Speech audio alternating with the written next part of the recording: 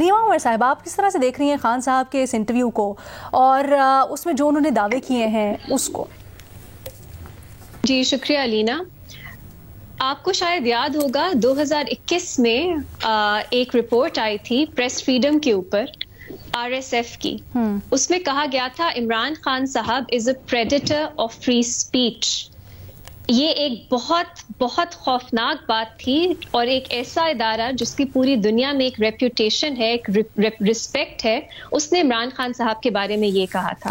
جن لوگوں کا میڈیا سے تعلق ہے ان کے لیے کوئی حیرت کی بات تو یہ نہیں تھی, کیونکہ ہر روز وہ یہ پریڈیٹری بیہیویئر ایکسپیرینس کرتے تھے. بائی چانس 2017-18 میں ہی میں نے رپورٹ کارڈ جوائن کیا تھا. اس وقت میں نے خود دیکھا, پرسنلی ایکسپیرینس کیا کہ میڈیا کے ساتھ کیا کچھ نہیں ہو رہا تھا. باقی ہمارے ساتھ بہت پرانے جرنلسٹ, سینئر جرنلسٹ بیٹھے ہیں, وہ آپ کو بہتر بتا سکتے ہیں. میں اپنا تجربہ آپ کے ساتھ شیئر کرتی ہوں. کلثوم نواز صاحبہ جو تھیں وہ بیمار تھیں, اور ان کی جو تصاویر ہیں, ایویڈنس کہ وہ بیمار ہیں, وہ میڈیا پہ نہیں دکھایا جا سکتا تھا.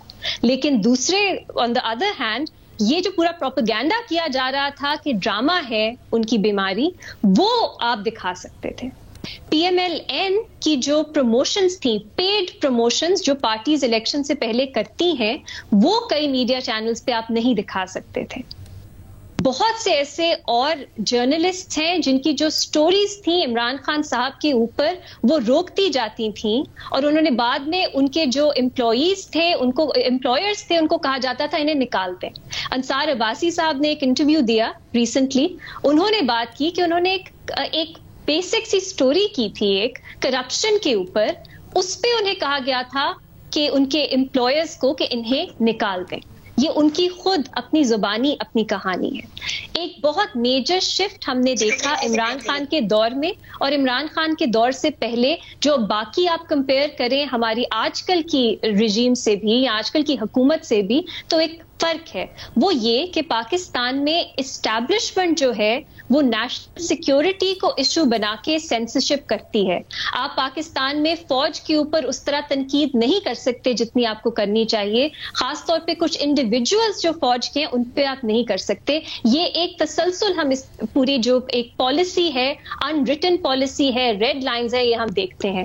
عمران خان صاحب کے دور میں جو انہوں نے کیا اور ان کے دور سے پہلے جو ان کے لیے کیا گیا, اس میں ایک شفٹ تھا. وہ یہ تھا کہ آپ کو کہا جاتا تھا آپ عمران خان صاحب کو پروموٹ کریں, اور جو باقی سیاسی جماعتیں ہیں ان کو ڈیمونائز کریں.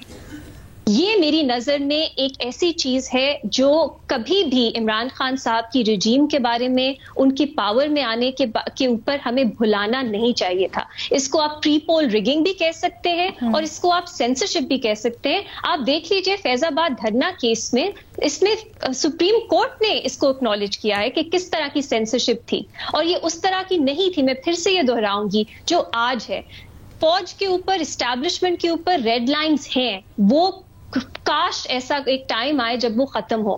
لیکن ایک سیاسی جماعت پولیٹیکل ایشوز پہ اس طرح کی سینسرشپ کہ آپ عمران خان کی حکومت کو ٹائم دیں 6 مہینے تک آپ صرف پازیٹیو نیوز چلائیں, باقی آپ نے سب جو آپ کی سیاسی جماعتیں ہیں, لیڈرز ہیں, ان کے بارے میں آپ صرف پروپیگینڈا چلائیں. اس طرح کی چیزیں جو ہیں میرا خیال ہے وہ اس دور کو ڈفرینشیٹ کرتی ہیں. اور تو یہ جو لوگ کمپیئر کرتے ہیں کہ اب بھی ہو رہا ہے تب بھی ہو رہا ہے, ایک میرا خیال ہے یہ بیسک ڈفرنس ہے.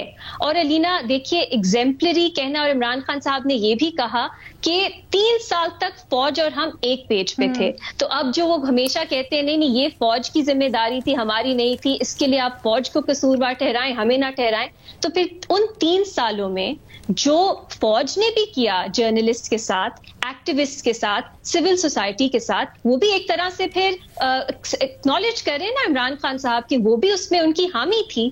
تو میرا خیال ہے یہ بہت, دیکھیے آپ ہر پولیٹیکل پارٹی, ہر سیاستدان اپنے دور کو بہتر دکھانے کی کوشش کرتا ہے, لیکن اتنا جھوٹ تو ایک انسلٹ ہے کسی بھی آبجیکٹو یا دیکھنے والے آڈینس کے لیے, ریڈر کے لیے, اور خاص طور پہ ان وکٹمز کے لیے جو نہیں بھولیں گے کہ ان 3 سالوں میں اور 2018 کے الیکشن سے پہلے ان کے ساتھ کیا ہوا.